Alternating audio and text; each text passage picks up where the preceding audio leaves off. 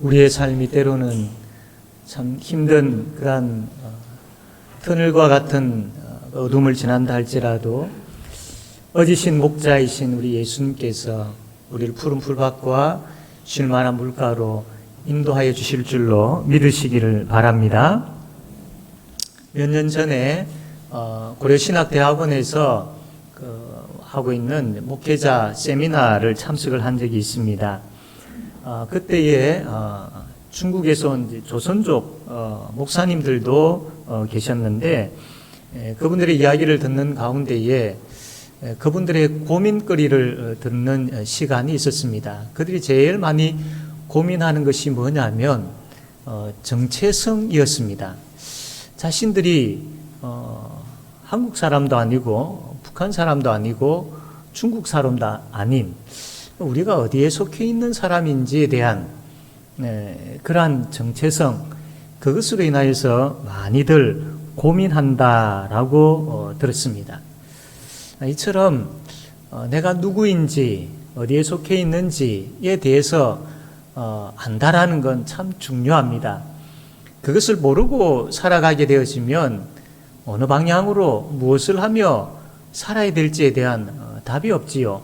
그러나 내가 누구인지에 대해서 분명히 알게 되어지면 내가 어떻게 살아야 될지, 삶의 방향이라든지 삶의 태도가 달라질 것입니다. 오늘 우리가 보고 있는 이 성경 말씀에는 하나님께서 우리가 누구인지에 대해서 아주 분명하게 가르쳐 주고 있습니다. 출애굽기 19장 말씀 우리가 지난번에 보았는데 거기에 보니까 하나님이 우리가 누구인지에 대해서 세 가지를 이야기했습니다. 하나는 너는 나의 보물이다 라고 말씀하셨습니다. 너희는 제5영도 교회, 너희는 내가 너무나도 아끼고 사랑하는, 내가 귀하게 여기는 보물이야 라고 말씀을 하셨습니다. 그리고 두 번째로는 너희는 거룩한 백성이다. 이 세상 사람들과 같이 죄 가운데 또 사망 가운데 있다가 영원한 지옥 형벌에 들어갈 자들이 아니라 내가 그곳에서 너희들을 불러내었고 구별한 거룩한 백성이다 라고 말씀을 하셨습니다. 그리고 세 번째로는 너희들에게는 아주 특별한 사명이 있다. 제사장 나라로서 여전히 믿지 아니하는 이 세상 사람들을 향하여서 하나님인 나가 누구인지에 대해서 이야기해주고 하나님을 소개하고 하나님을 전하는 그 하나님의 능력을 너희들이 이 세상 사람들에게 이야기할 수 있는 그런 복의 통로로 살아갈 사람들이다 라고 이렇게 우리가 누구인지 세 가지를 말씀을 해 주셨습니다. 그런데 우리가 이 말씀을 들을 때에 그렇구나, 이제 내가 그렇게 살아야지 라고 그렇게 뜨겁게 와닿지가 않습니다. 그냥 그런갑다 라고 여겨지지, 야, 내가 그런 사람이구나, 그러면 이러면 안 되지, 이렇게 살아야지 라고 그냥 가슴 깊이 이렇게 생각되어지고 결단되어지는 그런 모습들이 그렇게 없는 거예요. 하나님은 우리가 누구인지에 대해서 이렇게 말씀하셨는데 내가 살아가는 삶의 현장은 또 저 멀리 떨어져 있는 겁니다. 즉 하나님의 그 말씀과 나의 삶의 현장이 너무나도 차이가 많이 나 있는, 간격이 많이 벌어져 있는 모습을 보게 되어집니다. 그러나 우리는 그냥 이렇게 살아서는 되지 않습니다. 이 간격을 좁히기 위해서 힘써야 됩니다. 계속해서 우리는 이 간격을 좁혀 가야 됩니다. 그러면 어떻게 이 간격을 멀리 떨어져 있는 이 하나님과의 관계를 좁힐 수 있을까요? 출애굽기 19장 5절과 6절 말씀 보면 거기에 이런 답이 나와 있습니다. 세계가 다 내게 속하였나니 너희가 내 말을 듣고 내 말을 잘 듣고 내 언약을 지키면 너희는 모든 민족 중에서 내 소유가 되겠고 너희가 내게 대하여 제사장 나라가 되며 거룩한 백성이 되리라. 여기 5절에 보니까 너희가 내 말을 잘 듣고 내 언약을 지키면 이라고 되어 있습니다. 이 간격을 좁히기 위해서는 하나님의 말씀을 잘 듣고 그 말씀을 지켜 행하면 됩니다. 이 19장의 말씀을 하나님께서 말씀하시고 난 다음에 그러면 우리가 잘 듣고 지켜 행해야 할 하나님의 말씀이 무엇인지를 바로 출애굽기 20장이 말씀을 하고 있습니다. 그것이 바로 우리가 잘 알고 있는 십계명 말씀이지요. 우리가 누구인지 확실하게 알게 되어질 때에 우리가 이 말씀을 통하여서 우리가 어떻게 살아야 될지를 분명히 깨닫게 되어질 때에 너는 내 백성이다. 너는 거룩한 나의 백성이야. 그리고 너는 제사장 나라로서 복음을 전하는 그 사명이 있는 자야. 라고 그렇게 말씀하시는 것이 참 멀리 들리지 아니하고 나와 상관없이 들리지 아니하고 나에게로 직접 내 마음에 와닿게 되어지는 말씀으로 여겨지는 것이죠. 그럴 때에 우리는 이 듣고 지켜 행하는 이 말씀을 통하여서 내가 이제 어떻게 살아야 될 것인가에 대한 방향을 알게 되어지고 그 삶을 살 수 있는 힘을 얻을 수 있게 되어지는 것이죠. 여러분, 이것이 바로 오늘 나와 있는 제목처럼 제대로 예수를 믿는 것입니다. 우리는 하나님의 말씀을 잘 알고 있지만 우리의 삶은 하나님과 멀리 떨어져 있는 그 삶의 모습을 봅니다. 그렇다 보니까 제대로 예수 믿는 사람으로서 제대로 예수 믿는 그 사람답게 살지 못하고 늘 안타까워하고 늘 염려하고 있는 우리의 모습을 보지요. 그러나 계속해서 하나님께서 들려주시는 이 말씀, 구체적으로 이 십계명의 말씀을 통하여서 이제는 우리가 하나님이 누구인지를 분명히 알고 그 하나님을 향하여서 더 가까이 나아감으로 인하여 우리가 이제는 우리가 살아야 될 그 거룩한 삶과 또 우리가 행해야 할 그 사명을 뜨겁게 진심으로 잘 감당할 줄 아는, 다시 이야기하면 제대로 예수 믿는 사람답게 살아가는 우리 모든 성도님들 되어지기를 주님의 이름으로 바랍니다. 우리 지난주에 이어서 오늘은 세 번째 계명과 네 번째 계명을 살펴보려고 합니다. 첫 번째로 우리가 제대로 예수를 믿으려면 세 번째 계명에서 말씀하기를 올바른 마음으로 하나님의 이름을 불러야 된다라고 말씀을 합니다. 제대로 예수를 믿기 위해서는 하나님과 좋은 관계가 이루어져야 되지요. 어떻게 하나님과 좋은 관계를 이룰 수 있을까요? 근데 우리에게는 방법이 없습니다. 우리가 할 수 있는 게 없습니다. 그렇기 때문에 하나님께서 우리에게 먼저 찾아오셨습니다. 그리고 하나님께서 우리와 교제하시기 위하여서 자신의 이름을 우리에게 주셨습니다. 즉 자신의 이름을 마음껏 부르시도록 우리에게 주셨습니다. 그래서 우리는 기도할 때에 하나님의 이름을 부를 수 있게 되어졌고, 찬송 부를 때에 그 하나님의 영광스러운 이름을 부를 수 있게 되어졌고, 또 참 성도들과 대화를 나눌 때에 그 능력의 하나님을 간증할 수 있게 되었고, 또 우리가 말씀을 읽고 들을 때에 그 하나님의 이름을 우리가 말할 수 있게 된 것이죠. 그것으로 인하여서 우리는 하나님과 교제할 수 있게 된 것입니다. 그런데 문제는 하나님께서 이렇게 마음껏 하나님의 이름을 부르게 하시고 하나님과 교제하도록 그렇게 해 놓으셨는데, 문제는 우리가 그 하나님의 이름을 함부로 부르는 경우들이 있더라라는 겁니다. 7절 말씀 보면 너는 내 하나님 여호와의 이름을 망령되게 부르지 말라. 이 망령되다라는 것은 세 가지 뜻이 있습니다. 첫 번째로는 가볍게 부르지 말라. 두 번째로는 거짓되게 부르지 말라. 그리고 세 번째로는 욕되게 부르지 말라라는 이 세 가지 의미가 망령되게라는 여기에 담겨 있습니다. 우리는 하나님의 이름을 가볍게 불러서는 안 됩니다. 간혹 우리가 사람들과의 이제 대화를 나눌 때에 다른 사람들을 웃기기 위하여서 농담을 할 때가 있죠. 근데 심각한 문제는 그 농담 속에 하나님의 이름을 넣어서 그렇게 하는 경우들이 간혹 있을 수 있습니다. 이거 정말로 우리가 조심해야 할 것입니다. 하나님의 이름은 이렇게 가볍게 부르라고 하나님께서 우리에게 주신 것이 아니지요. 또 한 가지 우리가 어떤 우리의 그 신뢰를 나타내기 위하여서 거짓되게 하나님의 이름을 사용하는 경우들이 있습니다. 예를 들면 전혀 그 약속을 지킬 생각도 없으면서 거짓된 마음을 가지고 내가 하나님의 이름을 두고 맹세하는데 분명히 그렇게 할 거다 라고 거짓되게 하는 것, 이거 엄청난 죄인 것이죠. 그리고 우리가 참 조심해야 될 것은 거짓 예언자들입니다.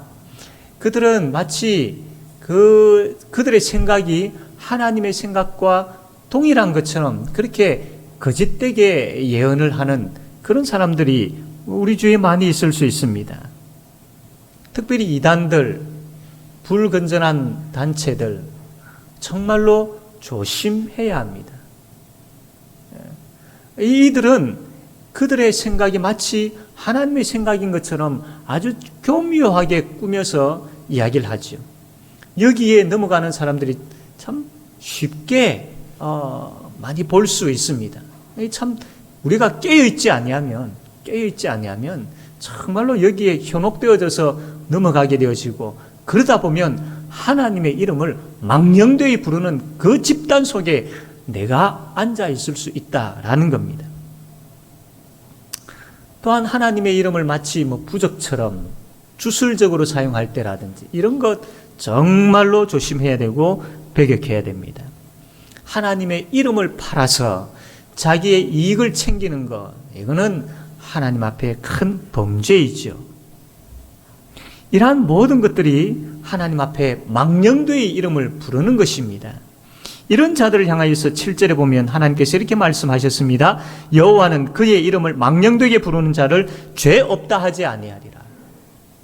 하나님의 이름을 부를 때에 함부로 망령되이 가볍게 거짓되게 욕되게 부르는 일들은 결코 없어야 됩니다. 그렇다면 하나님의 이름을 부르는 것에 대해서 두려워하여 부르지 아니하고 그냥 침묵만 지키고 있어야 될까요? 아니요. 그건 하나님 뜻 아닙니다. 앞에 말씀드린 것처럼 하나님은 우리와 교제하고 싶어서 하나님 자신의 이름을 우리에게 마음껏 부르도록 주셨습니다. 그러면 거기에 합당하게 우리가 그 하나님의 이름을 기쁨으로 마음껏 부를 수 있어야 됩니다. 우리가 그 하나님의 이름을 기쁨으로 마음껏 부르려면 제일 중요한 것이 뭐냐면 하나님이 어떤 분이신지를 먼저 알아야 됩니다. 하나님이 어떤 분이신지를 알아야 됩니다. 하나님이 어떤 분이신지 알지 못하면서 그 하나님의 이름을 부른다라는 것은 그건 자칫 잘못하면 망령되게 하나님의 이름을 부를 수 있게 되는 것이지요. 하나님은 이 성경 말씀을 통하여서 자신이 누구인지 계속해서 말씀을 하고 계십니다. 그럼에도 불구하고 이 말씀을 들음을 통하여서 그 하나님을 우리가 말씀을 통해서 알게 되어짐에도 불구하고 그 하나님과 인격적으로 만나지 못한다면, 계속해서 들려주시는 그 말씀을 제대로 믿지 못하고 그 하나님을 의지하지 못한다면 우리는 하나님을 잘 알고 있다라고 말할 수 없습니다. 그렇게 하나님을 잘 알지 못하면 하나님의 이름을 제대로 부를 수 없게 되는 것이죠. 그렇기 때문에 늘 말씀을 통하여서 하나님이 누구인지 그렇게 말씀해 주실 때에 믿으셔야 됩니다. 그대로 받아들이셔야 됩니다. 그렇게 하나님이 누구인지에 대해서 말씀하실 때에 그 하나님을 그대로 받아들이고 믿을 때에 그 하나님의 전능하심과 그 위대하심을 우리는 깨달아 알게 되어지고 그 하나님의 이름을 부르며 찬송할 수 있고 그 하나님의 이름을 의지하여서 기도할 수 있게 되어지는 것이죠. 그래서 우리는 그 믿음을 가지고 다정다감하게 나의 아버지여, 나의 하나님이여 라고 그렇게 우리가 믿음으로 그분을 부를 수 있습니다.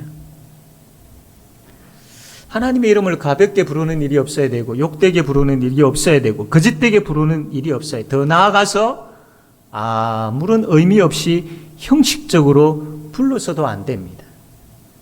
기도할 때, 우리가 찬송 드릴 때에, 성경 볼 때에 하나님이 누구인지 분명히 알고 믿음으로 그 하나님의 이름을 부르셔야 됩니다. 곰곰이 생각해 보십시오. 우리가 기도할 때에 하나님이여, 하나님이라고 부를 때에 정말로 그 믿음을 가지고 부르는지, 아니면 아무런 의미 없이 그냥 형식적으로 부르는지. 찬송 부를 때에 그 하나님의 위대하신 그 능력들을 소개하는 그 가사들을 우리가 보면서 그 하나님의 이름을 부를 때에 아무런 의미 없이 형식적으로 흥얼거리고 있는지, 아니면 그 가사에 깊이 젖어들어서 그 위대하시고 놀라우신 능력의 하나님, 그 하나님을 통해서 그 이름을 높이며 찬양하는 마음으로 우리가 찬송하고 있는지 살펴보아야 할 것입니다. 믿음을 가지고 하나님의 이름을 부르며 하나님 앞에 나아갈 때에 오냐 사랑하는 아들아 딸아 라고 하시면서 그분은 만나 주실 것이고 응답해 주실 것이고 그분은 우리의 삶에 역사하실 것입니다. 여러분, 이것이 바로 하나님의 이름을 제대로 부르는 것이고, 이 하나님의 이름을 제대로 부르면서 제대로 부르게 되어지면 하나님과 사귐이 있게 되어지는 것이죠. 이것이 바로 제대로 예수 믿는 사람의 모습인 것입니다. 이 제대로 예수 믿는 이 모습이 우리 가운데 충만하게 되어지기를 주님의 이름으로 바랍니다. 두 번째로는 제대로 예수를 믿으려면 거룩한 주일 하나님 그 예배하는 것을 우리가 기뻐해야 합니다. 제대로 예수 믿기 위해서는 하나님 좋아하는 일을 해야 되겠죠. 이게 당연한 겁니다. 하나님 무엇을 제일 좋아하십니까? 예배이지요. 그래서 하나님은 일주일 중에 하루를 구별하여서 안식일로 구별하여 온 성도들이 하나님 앞에 나와 예배하게 하셨습니다. 구약시대에는 토요일이 안식일이었죠. 그러나 예수님께서 우리를 위해 죽으시고 부활하신 날, 안식 후 첫날, 바로 이 주일날, 이 날을 우리가 기념하고 기억하고 감사하며 이 날에 우리가 모여서 하나님 앞에 예배 드리게 되었습니다. 우리가 주일날 함께 모여 하나님을 예배하게 되어졌는데, 이 예배가 올바른 예배가 되기 위해서는 두 가지를 꼭 기억하셔야 됩니다. 첫 번째로는 우리를 창조하신 하나님을 기억하셔야 됩니다. 출애굽기 20장 11절 보면 이는 엿새 동안에 나 여호와가 하늘과 땅과 바다와 그 가운데 모든 것을 만들고 일곱째 날에 쉬었습니다. 그러므로 나 여호와가 안식일을 복되게 하여 그날을 거룩하게 하였느니라. 하나님께서 온 우주 만물을 창조하시고 또 우리 자신을 창조하신 것, 이것을 기억하며 감사하는 가운데 예배드려야 됩니다. 두 번째로 우리가 기억해야 될 것은 하나님의 구원입니다. 신명기 5장 15절에 보면 너는 기억하라. 내가 애굽 땅에서 종이 되었더니 내 하나님 여호와가 강한 손과 편 팔로 거기서 너를 인도하여 내었나니 그러므로 내 하나님 여호와가 내게 명령하여 안식일을 지키라 하느니라. 우리가 주일날 함께 모여 예배드릴 때에 기억해야 될 두 가지, 우리를 창조하신 하나님, 우리를 구원하신 하나님, 그 하나님의 창조와 구원, 이 두 가지를 꼭 기억하셔야 됩니다. 육적인 우리에게 생명을 주신 하나님, 영적인 생명을 주신 하나님, 그 하나님을 찬양하며 이름을 높이며 우리가 하나님 앞에 예배드릴 때에 그 예배가 올바른 예배가 될 수 있고, 그 예배를 통하여서 우리는 참된 안식을 얻을 수 있습니다. 예배가 지루하게 여겨지게 되어지고 예배가 피곤하게 여겨지게 되어지는 중요한 이유가 뭐냐면, 우리가 드리는 예배에 있어서 내 마음속에 이 두 가지가 희미하기 때문입니다. 나를 창조하신 하나님에 대한 그 은혜에 감사하는 마음, 나를 구원해 주신 그 하나님에 대한 그 감사하는 마음, 이것이 희미하고 없게 되어지면 이 예배 하나님 받으시지 않지요. 그래서 우리가 예배 드릴 때마다 늘 기억하고 감사하면서 하나님 앞에 찬송 드리고 영광 돌려야 될 제목은 우리를 창조하신 하나님, 우리를 구원하여 주신 그 하나님, 여기에 대해서 깊이 깨닫고 묵상하고 감사하면서 하나님 앞에 나와 영광 돌리는 이것이 바로 예배입니다.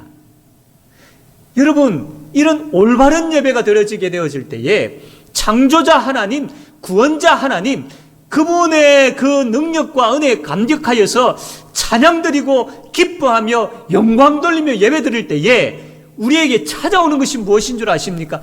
안식이라는 겁니다. 안식. 피곤이 아니고 지루함이 아니고 안식이 찾아옵니다. 안식이. 그 안식은 이 땅에서 누릴 수 없는 평강을 마음껏 누리게 되어지고, 그 안식은 이 땅이 주지 못하는 기쁨을 마음껏 누리게 되어지는 겁니다. 그래서 그 안식을 통하여서 천국을 맛보게 되어지는 것이죠.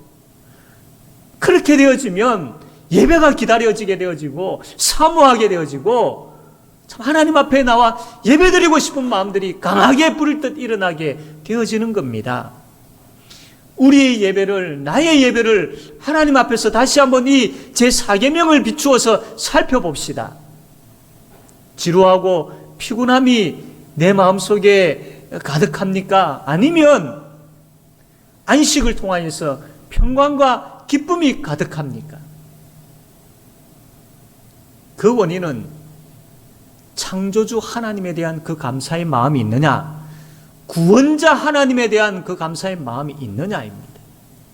그러므로 우리가 하나님 앞에 예배드리기에 앞서서 예배하기 위하여 나오는 그 발걸음 가운데 꼭 기도해야 될 것은 창조주 하나님, 나를 창조하시고 지금까지 나를 인도하여 주시고 앞으로도 나를 이끄실 그 하나님을 기억하며 감사하는 마음이 회복되어야 되고, 나를 구원하여 주신 그 은혜가 날로 차고 넘치는 가운데 그 기도 제목을 가지고, 그 마음을 가지고, 그 기쁨을 가지고 하나님 앞에 나와 예배드릴 때에 어떻게 하나님께서 우리에게 은혜를 주시지 아니하겠으며 안식을 주시지 아니하겠습니까?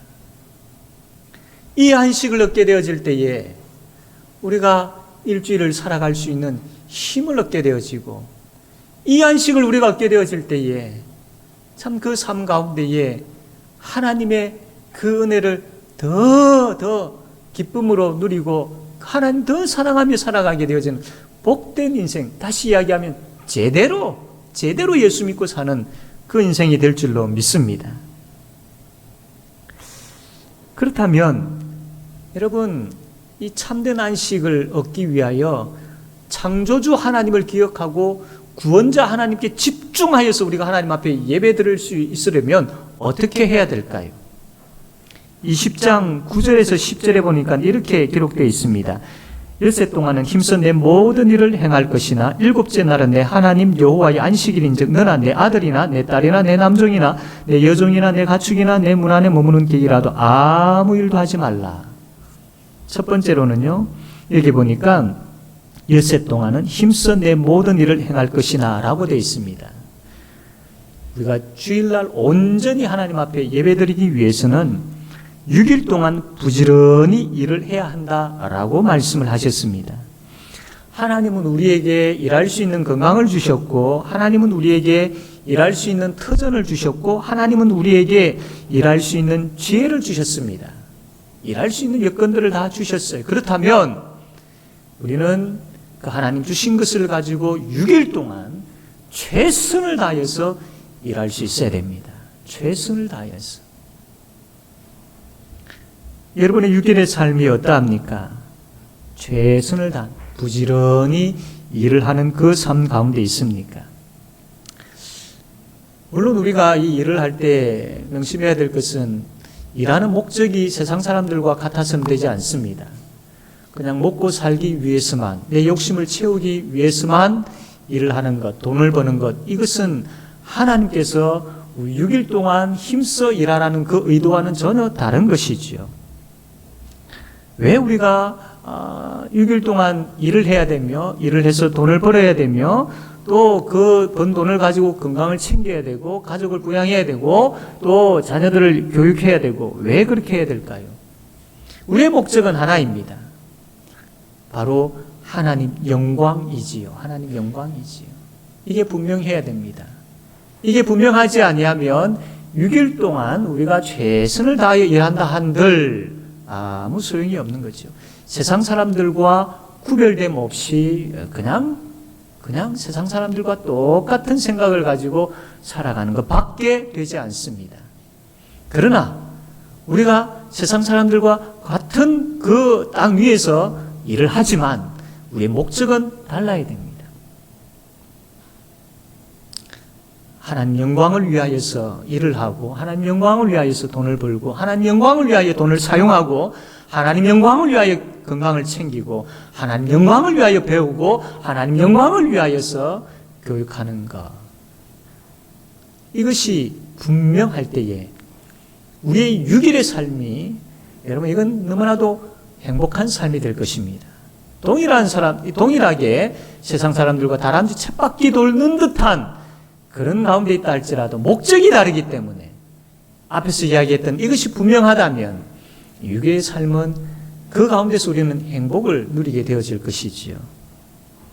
그런데 이러한 6일의 삶의 이 목적이 분명하지 아니하면, 그러다가 6일 동안 게으른 가운데 있다가 또 6일 동안 부정한 삶 살다가 6일 동안 내 욕심 채우기 위해서 아둥바둥 살다가 게으르게 살다가 주일날 하나님 앞에 나와 예배 드린다고 할 때에 그 예배가 온전한 예배가 될 수 있겠습니까? 그렇지 않습니다. 그러므로 하나님 영광이란 분명한 목적을 가지고 6일 동안 힘써 내 모든 일을 행할 줄 아는 그런 저와 여러분 되어지기를 바랍니다. 참된 안식을 누리기 위해서는 두 번째로는 주일은 일을 하지 말아야 됩니다. 일을 하지 말아야 됩니다. 출애굽기 20장 9절에서 10절을 다시 보게 되어지면 엿새 동안은 힘써 내 모든 일을 행할 것이나 일곱째 날은 내 하나님 여호와의 안식일인즉 너나 내 아들이나 내 딸이나 내 남종이나 내 여종이나 내 가축이나 내 문 안에 머무는 객이라도 아무 일도 하지 말라. 왜 주일날 우리가 직장을 쉬어야 되고 장사하는 것을 멈춰야 되고 경제활동을 멈춰야 되고 또 학생들 같은 경우에 공부하는 것을 왜 쉬어야 될까요? 먼저는 이 육체적인 쉼이 필요하기 때문입니다. 하나님은 우리의 영혼도 사랑하시지만 우리의 육체도 사랑하십니다. 그래서 이 쉼을 통하여서 우리의 육체의 안식을 누리게 하시는 분이시지요. 하나님은 그래서 주일날 쉬라고 하십니다. 또 한 가지, 하나님은 이 주일날 쉬라고 하시는 이유는 이날 우리가 전도하는 일에, 그리고 구제하는 일에, 그리고 성도들과 함께 교제하는 이 일에, 즉 이 선한 일, 하나님께서 기뻐하는 이 일에 힘쓰게 하기 위해서 주일날은 쉬어라 라고 그렇게 말씀하셨습니다. 그리고 여러분, 제일 중요한 이유가 있습니다. 주일날 쉬어야 될 제일 중요한 이유는 예배에 집중하기 위해서입니다. 일상의 모든 것들 다 내려놓고 그분 앞에 나와서 예배할 때에 창조주 하나님, 구원자 하나님, 그분의 이름을 온전히 우리가 높일 수 있는 것이지요.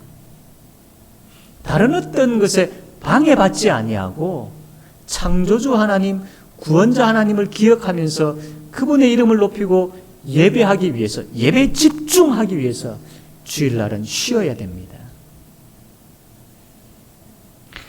이 시대는 점점 이게 좀 바뀌어가고 있는 것 같습니다. 특별히 우리 성도들 삶 가운데서도, 한국교회에 있어서도 참 주일날 하나님 앞에 예배 드리는 것이 중심이 되어야 되는데 그렇지 못하고 이 예배에 대해서 참 점점 우리의 생각들이, 우리의 개념들이 흐려져 가버리는, 물론 형식적으로 예배가 형식적으로 되어가는 것도 문제이지만, 그러나 더 심각한 것은 참 예배와 다른 것과 자꾸 바꾸려고 하는 그런 부분들이 우리 심각한 문제인 것입니다. 이게 한두 번 계속 되다 보면 우리의 마음이 무뎌져서 이제 예배를 두 번째, 세 번째 두고 다른 것부터 먼저 하게 되어지는 이러한 일들이 일어날 수 있다는 것. 우리도 예배가 아닌 것이죠. 우리가 생각할 때에 급한 것, 우리가 생각할 때에 참 먼저 해야 될 것들, 이러한 것들이 있을 수 있습니다만, 그러나 예배보다 앞설 수 없고 예배보다 위에 있을 수 없습니다. 하나님께서 이 주일을 거룩히 구별하신 최고의 목적이 뭐냐면 우리로 하여금 온전히 예배하게 하기 위해서인 것이죠. 이 예배를 드릴 때에 우리는 참된 안식을 얻게 되어지고, 이 안식은 우리의 마음을 평강과 기쁨으로 부욕해 하고, 이 안식은 한 주간의 삶을 살아갈 수 있는 힘을 제공해 주고, 이 안식은 하나님을 더 사랑하게 만드는 것이죠. 지금까지 혹 다른 것을 통하여서 안식을 찾지는 않았습니까? 예배를 뒤로한 채 다른 것에서 행복을 찾으려고 하고, 삶의 의미를 찾으려고 하고, 삶의 길을 찾으려고 하고, 평안을 찾으려고 하지 않았습니까? 여러분, 이 안식은 예배를 통하여서 얻을 수 있는 것이죠. 다시 하나님 앞에 예배자로 결단하고 예배의 우선순위를 고집하면서 하나님 앞에 온전히 드리는 그 예배의 예배자의 자리가 우리 가운데 회복되어지기를 바랍니다. 예배를 드리지 못하게 하는 여러 가지 수많은 방해거리들이 우리 앞에 있을 수 있는데, 그 방해거리들 앞에서 나는 하나님을 예배하는 예배자입니다 라는 찬양을 부르며 하나님 앞에 가까이 나아가지 않겠습니까? 그래서 예배를 통하여서 참된 안식을 얻음으로 내가 거룩한 백성이고 내가 또한 주의 복음의 일꾼임을 깨달아 알아서 제대로 예수 믿고 살아가는 그런 우리가 되어야 될 줄로 믿습니다. 사랑하는 성도 여러분, 여전히 하나님과의 관계가 멀어져 있지는 않습니까?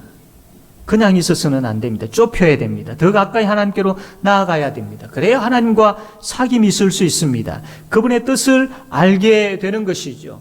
거룩한 백성이라는 사실을 알게 되어지고 복음의 일꾼이라는 사명이 나에게 있다는 것을 알게 되어지고, 이것이 즐거워하며 기뻐하며 헌신하며 그렇게 행할 수 있게 되어지는 것이죠. 이것이 바로 제대로 예수 믿는 사람의 모습입니다. 그러므로 제대로 예수 믿기 위하여서는 오늘 말씀처럼 하나님의 이름을 망령되이 부르는 것이 아니라 올바로 부를 수 있어야 되고, 제대로 예수 믿기 위해서는 하나님께서 우리에게 주신 이 주일날 기쁨으로 하나님께 예배하는, 예배에 집중하는 그 모습을 통하여서 제대로 예수 믿는 저와 여러분 되어지기를 주님의 이름으로 바랍니다. 아멘. 이 시간 우리 말씀을 생각하며 함께 기도하기를 원합니다. 하나님,